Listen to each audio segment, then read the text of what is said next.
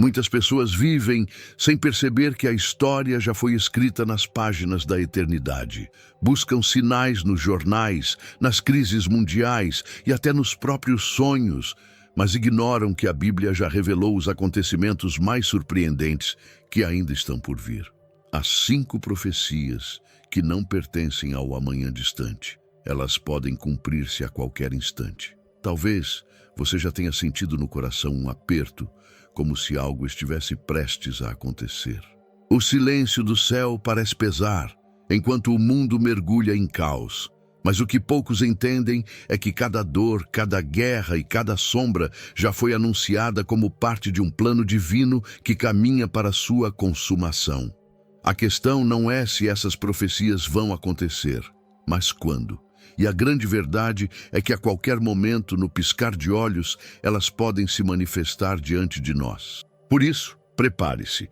O que você vai ouvir agora não é mera teoria, mas uma revelação que pode transformar sua forma de viver e de esperar. Muitos vivem como se o amanhã fosse garantido, mas a Escritura nos lembra que um dia, num piscar de olhos, o céu se abrirá. O som de uma trombeta ecoará, não como música comum, mas como o anúncio de um encontro eterno. Esse evento, conhecido como arrebatamento, separará os que pertencem a Cristo dos que apenas ouviram falar dele.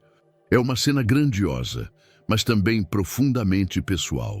Paulo descreveu em 1 Tessalonicenses 4, 16, 17, que os mortos em Cristo ressuscitarão primeiro, e logo depois, os vivos que nele confiam serão transformados. Imagine cemitérios se abrindo, lares sendo surpreendidos e corações finalmente entendendo que a promessa sempre foi verdadeira. Não será secreto, tampouco silencioso. Será o momento em que o invisível se tornará visível. Esse arrebatamento não é fantasia, mas parte do plano eterno de Deus. Mateus 24:31 diz que os anjos tocarão as trombetas e reunirão os escolhidos. Não haverá distinção de classe, cor ou cultura, apenas de fé. Quem se preparou viverá o maior reencontro da história. Quem desprezou a graça perceberá tarde demais o que perdeu. Pense na parábola das 10 virgens. 5 estavam prontas, 5 foram surpreendidas. Essa parábola é mais do que uma história. É um alerta sobre vigilância. Assim como o noivo chegou à meia-noite, Cristo virá no momento em que muitos menos esperam. E como você estaria se fosse essa noite? O arrebatamento também carrega um convite à esperança. Em João 14, Jesus disse: "Vou preparar-vos lugar." Não é apenas uma promessa distante, mas um preparo íntimo e pessoal. Cada lágrima derramada aqui será substituída por alegria lá. Quem hoje anda em solidão deve lembrar-se: um dia estará na companhia eterna do Senhor. No entanto, não podemos ignorar a seriedade desse chamado. Muitos vivem distraídos, mais preocupados com conquistas terrenas do que com a eternidade.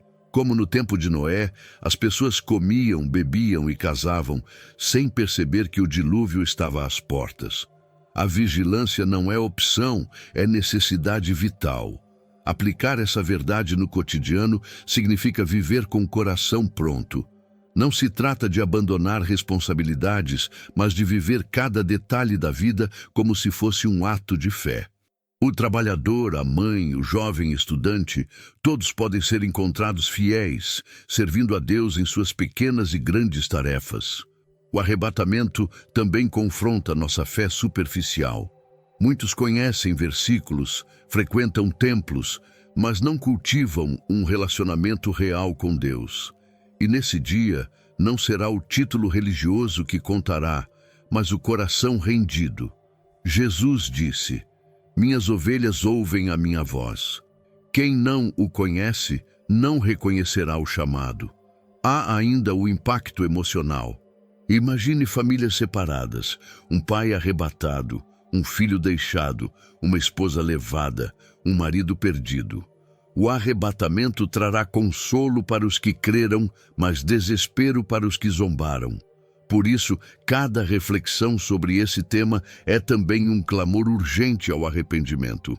Mas esse não é o fim da história, apenas o início de uma revelação maior, pois logo após o arrebatamento, algo surgirá na cena mundial. Um líder carismático, sedutor, com palavras de paz e promessas de unidade. Muitos o verão como Salvador, mas as Escrituras já o anunciaram com outro nome, o Anticristo. O arrebatamento deixará o mundo em choque e o vazio espiritual será terreno fértil para o surgimento de um líder que se apresentará como resposta às crises globais. Ele não virá vestido de trevas à primeira vista, mas envolto em promessas de paz, progresso e estabilidade. Seu olhar convencerá multidões e suas palavras soarão como bálsamo para nações cansadas de guerras e divisões. As Escrituras o chamam de o homem do pecado. Segundo Tessalonicenses 2:3-4. Ele se sentará no centro do poder, fingindo ser o enviado divino, mas sua verdadeira essência será revelada na perseguição contra os santos e na blasfêmia contra o Deus Altíssimo. Como um ator perfeito, ele encenará milagres falsos e sinais que enganarão até os mais cautelosos. Daniel o descreve como uma besta que fala com arrogância, esmagando qualquer um que se levante contra sua autoridade. Sua astúcia fará parecer que finalmente chegou o líder que a humanidade tanto aguardava. Mas por trás do sorriso estará o dragão que lhe concede poder, como afirma Apocalipse 13.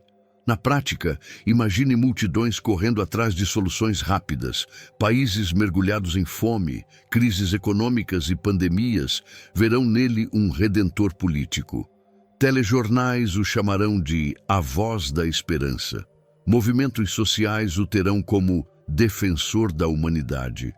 E o que muitos não perceberão é que sua ascensão será a maior armadilha espiritual de todos os tempos. Haverá também sedução tecnológica e cultural. Ele trará inovações que parecerão milagrosas, como se o futuro tivesse chegado em suas mãos. Cada avanço será usado para reforçar sua autoridade, como se a ciência e a fé se unissem em uma só pessoa. Mas sua mensagem terá um detalhe sutil: afastar os homens da dependência de Deus. Esse falso Messias não governará para sempre. Seu tempo será limitado. 3 anos e meio de aparente prosperidade e 3 anos e meio de perseguição e terror. Durante esse período, os que não estiverem firmados em Cristo enfrentarão a tentação de render-se à sua imagem, e muitos, buscando sobrevivência, se ajoelharão diante do impostor. A Bíblia adverte que seu reinado será marcado pela adoração forçada. Não será apenas política, será culto. As pessoas, sem perceber, entregarão suas almas em troca de pão, segurança e poder. O engano será tão intenso que até os que antes pareciam firmes poderão vacilar. É aqui que a fé será testada de forma absoluta. Em termos práticos, pense no que já vivemos. Governos manipulando massas, discursos que trocam verdades por narrativas, ideologias que parecem libertar, mas que aprisionam. O anticristo será a síntese final disso, elevando o engano a um nível jamais visto. Ele será o Salvador que oferecerá tudo, menos a vida eterna. É nesse cenário que Cristo será esperado, com ainda mais ardor, por aqueles que resistirem. Porque cada ato de opressão desse líder perverso não será esquecido, mas registrado nos céus. E o fim dele já está escrito. Será destruído pelo sopro da boca do Senhor. Até lá, o palco se arma para a batalha mais grandiosa da história. E será nesse momento, quando as nações estiverem inflamadas em guerra e o sangue cobrir os campos, que a Escritura nos conduz ao próximo capítulo. Pois o que se desenha no horizonte não é apenas a ascensão de um líder, mas a preparação para o confronto final, a batalha do Armagedon. Você já se sentiu perdido, desconectado de quem realmente é, e sem saber qual o plano de Deus para a sua vida? A verdade é que você não está aqui por acaso. Deus tem um propósito para você, e eu quero te ajudar a descobri-lo. Por isso, criei 3 e-books que vão transformar sua jornada com Deus. Clique no link no comentário fixado e comece sua transformação agora. Quando o poder do anticristo atingir seu auge, as nações estarão em convulsão. Conflitos locais se transformarão em guerra global. E o Vale do Megido, em Israel, será o palco onde reis e exércitos se reunirão. Não será apenas mais uma batalha militar. Será o clímax da luta espiritual entre a luz e as trevas, o bem e o mal. Daniel já havia profetizado que reis do norte e do sul se levantariam contra ele, mas sua fúria arrastaria multidões para a destruição. O rio Eufrates secará, abrindo caminho para exércitos orientais, como narra Apocalipse 16. O mundo inteiro, mesmo sem compreender plenamente, será atraído para esse vale, como peças de um tabuleiro movidas por mãos invisíveis. A cena é aterradora.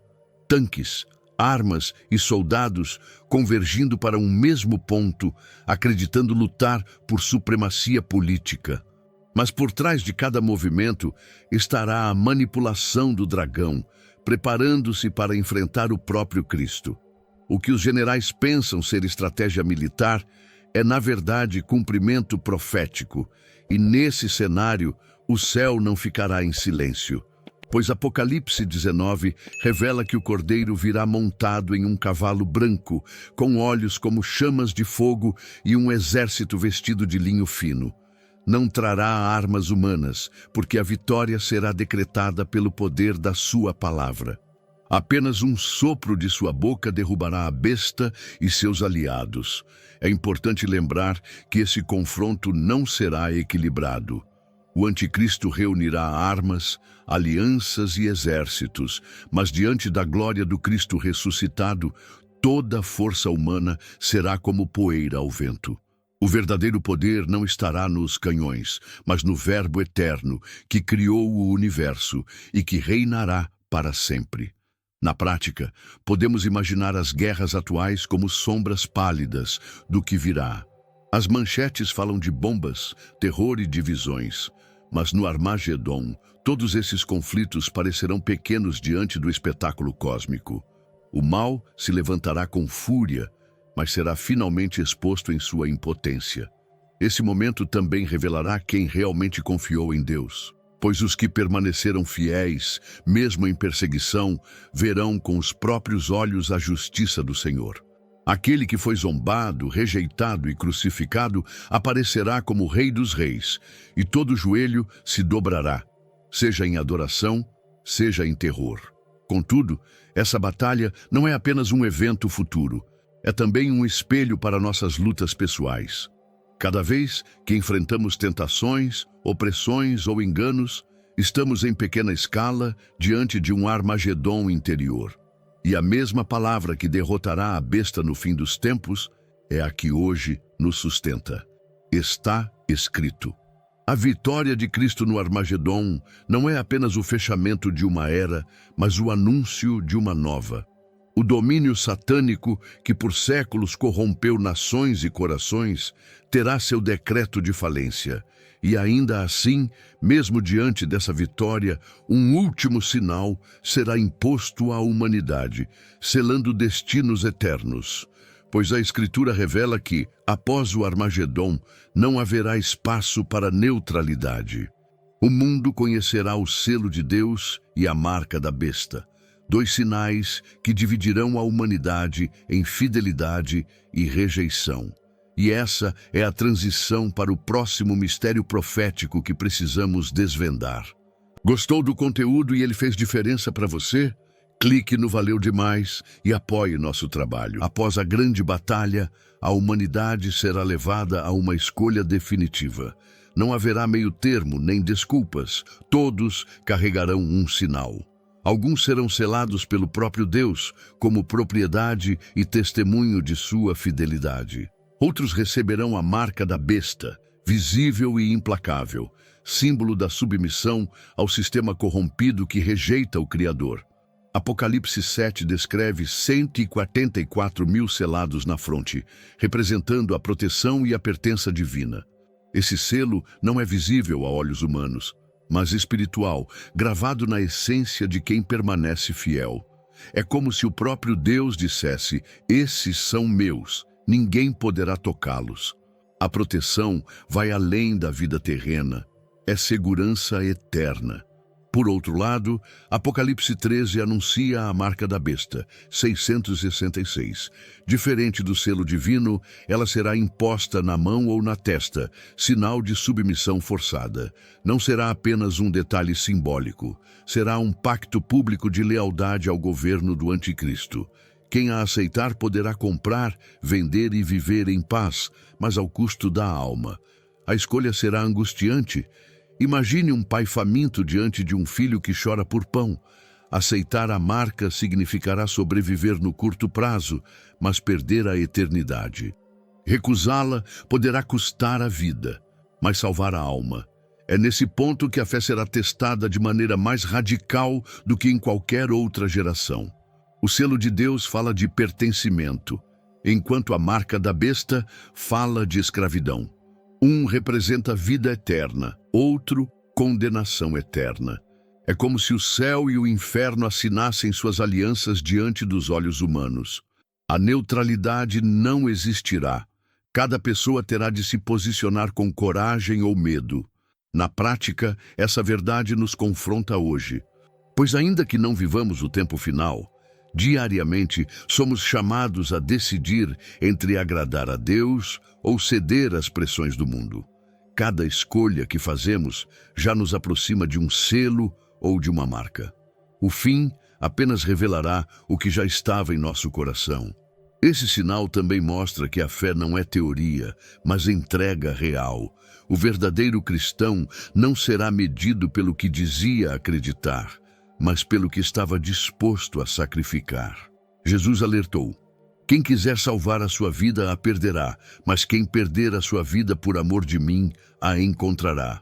O selo de Deus é a recompensa da fidelidade.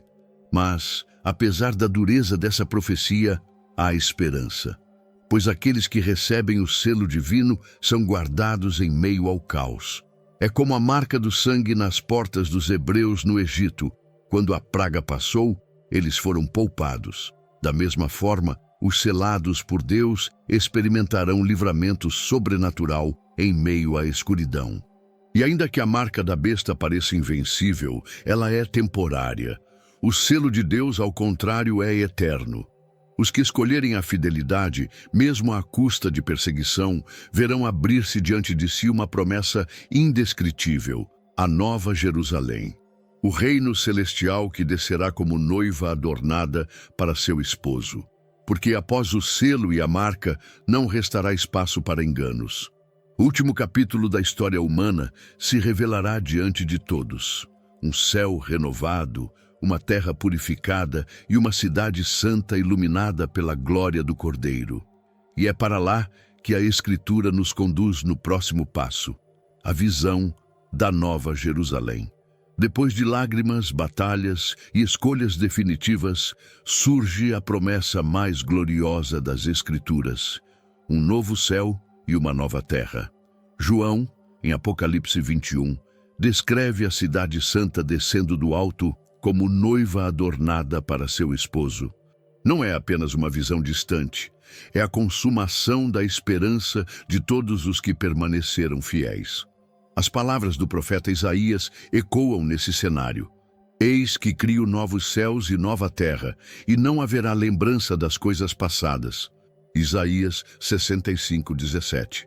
O que antes foi marcado por dor, morte e injustiça será apagado, e diante dos olhos surgirá um reino de justiça, paz e perfeição. Tudo o que o pecado corrompeu será restaurado. A Nova Jerusalém é descrita em detalhes que desafiam nossa imaginação. Ruas de ouro transparente, muros de jaspe, portões de pérolas. Mas o maior esplendor não está nos materiais preciosos, e sim na presença do Cordeiro. Não haverá sol nem lua, porque a glória de Deus iluminará cada esquina da cidade eterna. Ali, Não haverá mais choro, nem luto, nem dor. As marcas da guerra e da perseguição darão lugar a cânticos de alegria.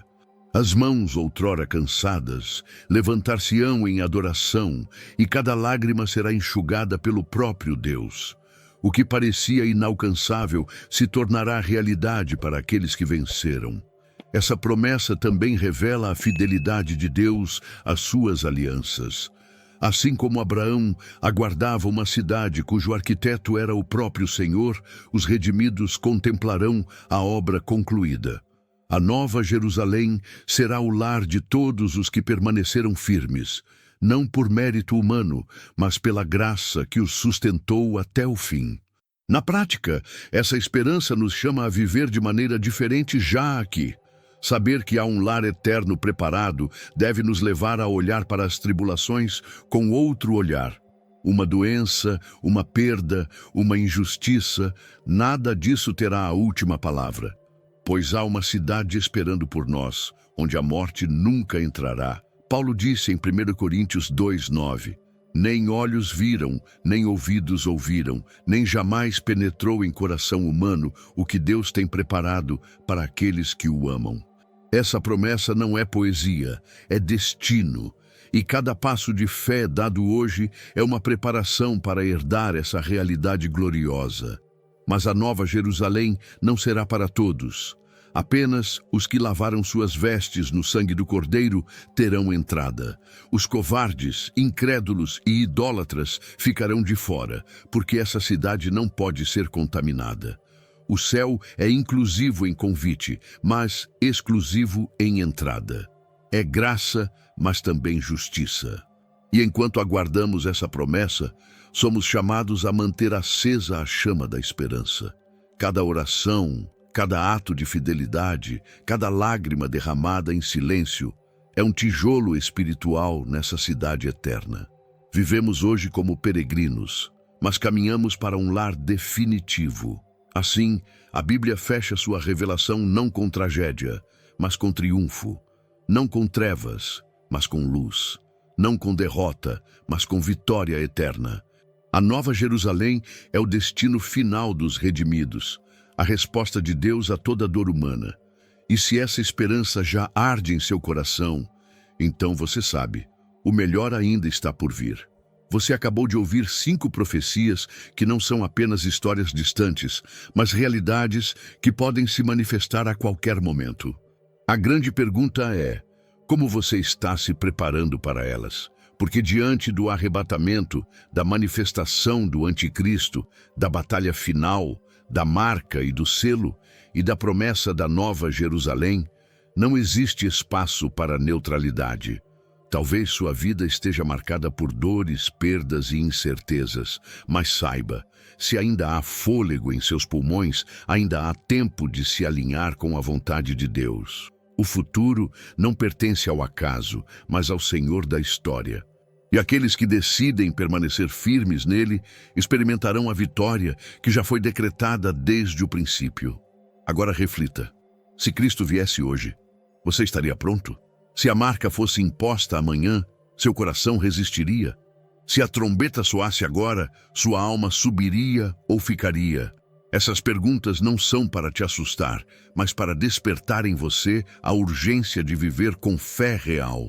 O convite está aberto, a esperança é real e a escolha é sua. Não adie, não negligencie, não ignore. Viva como quem sabe que o céu é o destino final e que a Nova Jerusalém aguarda os que permanecerem fiéis. Se este conteúdo falou com você, inscreva-se no canal e ative as notificações. Assim você continuará recebendo mensagens que fortalecem sua fé e mantêm sua esperança viva até o dia em que a promessa se cumprir.